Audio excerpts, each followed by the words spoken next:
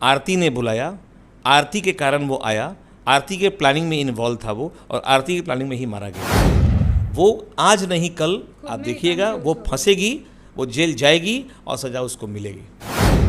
आज हम फिर से एक बार आरती और छोटू के मुद्दों पर बात करने वाले हैं, और अब इसे एक मुद्दा ही कहा जाएगा क्योंकि इसे प्रेम कहानी कहना अब अच्छा नहीं लग रहा है, क्योंकि ये प्रेम कहानी जैसी कोई चीज़ ही नहीं है। तो अभी हम बात करना चाहेंगे, अभी हमारे साथ मौजूद हैं पटना हाई कोर्ट के सीनियर वकील एसके मिश्रा जी। तो सर, सबसे पहले तो आपका बहुत बहुत स्वागत है न्यूज़ लाइट में। सबको बहुत बहुत धन्यवाद, आपके दर्शकों को बहुत बहुत धन्यवाद। सर, हम आपसे ये जानना चाहेंगे कि आरती और छोटू, जिनका प्रेम कहानी का किस्सा अलग अलग तरीक़ों से लोगों में फैल रहा है, तो आपको कहाँ तक लग रहा है कि ये प्रेम कहानी है, जायज़ है, या फिर ये प्रेम कहानी है ही नहीं? देखिए, अभी क्या है कि आप लोगों ने इसको इतना वायरल कर दिया है कि पहले, आज से कुछ दिन पहले आरती का नाम सुनते एक बार जिज्ञासा होती थी जाने कि मैटर क्या है।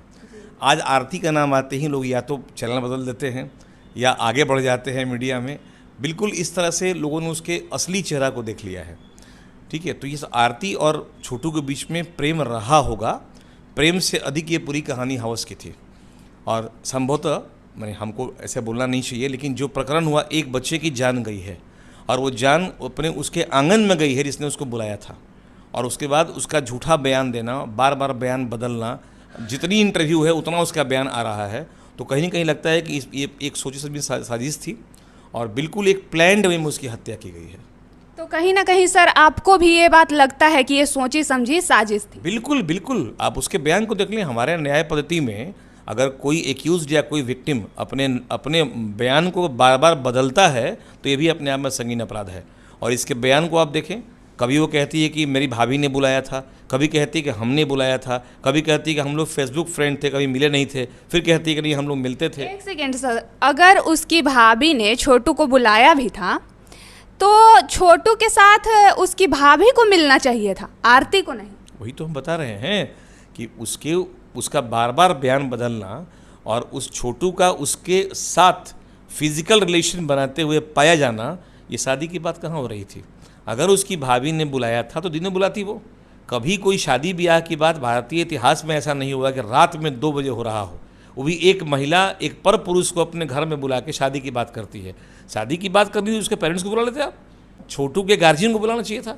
भाभी आरती की गार्जियन थी तो गार्जियन से बात करता, लेकिन डायरेक्टली आपने बुला लिया आरती को होने वाले पति को, सो कॉल्ड पति को बुला लिया आपने, और बुलाने के बाद उसकी हत्या हो जाती है।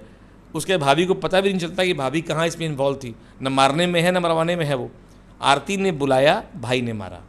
सर, एक सबसे इम्पॉर्टेंट क्वेश्चन है जो कि काफ़ी लोगों में बहुत गलत तरीके से फैल रहा है ये चीज़, कि रात के 2 बजे अगर किसी के घर कोई लड़का आता है तो पिटाएगा ही। अधिकतर लोग ऐसा बात कह रहे हैं। तो सर, एक बालिग लड़की अगर रात को किसी लड़का को अपने घर इनवाइट करती है, बुलाती है, तो क्या ये क्राइम है? पहली बात तो ये कि आप किसी को कभी भी अपने घर बुला सकती हैं, वो क्राइम नहीं है। लेकिन अगर किसी को अपने घर बुला के उसकी हत्या कर दे रही हैं तो ये क्राइम है। यहाँ यही हुआ है। बुलाना अपराध नहीं था, लेकिन बुला के उसकी हत्या कर देना ये अपराध है। सर, इस केस को आप अपने नज़रिए से किस तरीके से देख रहे हैं? हमें, मेरे नज़र से देखा जाए तो आरती इसमें गुनहगार है, और पूरी जो प्रोसिक्यूशन स्टोरी है, मतलब जो पूरा ये कहानी है मारने वाली, उसकी एक ही पायोनियर सेंटर वो है आरती। आरती ने बुलाया, आरती के कारण वो आया, आरती के प्लानिंग में इन्वॉल्व था वो, और आरती की प्लानिंग में ही मारा गया वो। सर, कहीं ना कहीं अगर ये केस को दोनों तरफ के परिवारों के तरफ नज़रिए से देखा जाए तो यहाँ पे आरती और छोटू के पापा, तो अब छोटू के पापा का कहना है कि आरती ही अब मेरा छोटू है, हम अपना बेटा की तरह रखेंगे। तो इससे कहीं ना कहीं ये लग रहा है कि आरती को छोटू के पेरेंट्स अपने वश में कर रहे हैं, वो दबाव में है। आरती के वश में उसके पेरेंट्स हो रहे हैं, न कि उनके। क्या फ़ायदा है छोटू के फादर को आरती के बुलाने से? क्या अंतर पड़ने वाला है उन पर? कोई फ़ायदा हमको नहीं होगा। आरती को फ़ायदा होगा कि छोटू के पेरेंट्स जो हैं अपने बेटे के खोने का FIR दर्ज कराए, केस करेंगे वो। उस केस में आरती का नाम नहीं आएगा, क्योंकि आरती ही मेन सेंटर है। छोटू के फादर चूँकि अपने बेटा खो चुके हैं वो, तो वो अभी जिसको नामजद करेंगे उसको ट्रायल फेस करना पड़ेगा, उसको जेल जाना पड़ेगा। आरती को ये डर है कि कहीं छोटू के पेरेंट्स आरती का नाम नहीं दे दें कि आरती के कारण ही मेरे बेटे की हत्या हुई है और आरती भी गिरफ्तार हो सकती है।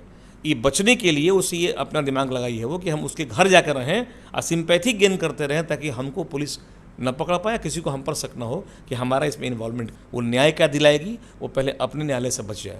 और अपने बचने के लिए वो तरह तरह से बयान बदल रही है, वो कभी यहाँ जाना वहाँ जाना, ये करना वो करना, सब गलत है उसका। वो आज नहीं कल आप देखिएगा वो फंसेगी, वो जेल जाएगी और सज़ा उसको मिलेगी। तो आप देख रहे थे न्यूज़ लाइट और हमारे साथ थे सीनियर वकील जिनका कहना है कि इसमें कोई भी गुनहगार नहीं है, आरती ही गुनहगार है। तो देखते रहें न्यूज़ लाइट। धन्यवाद।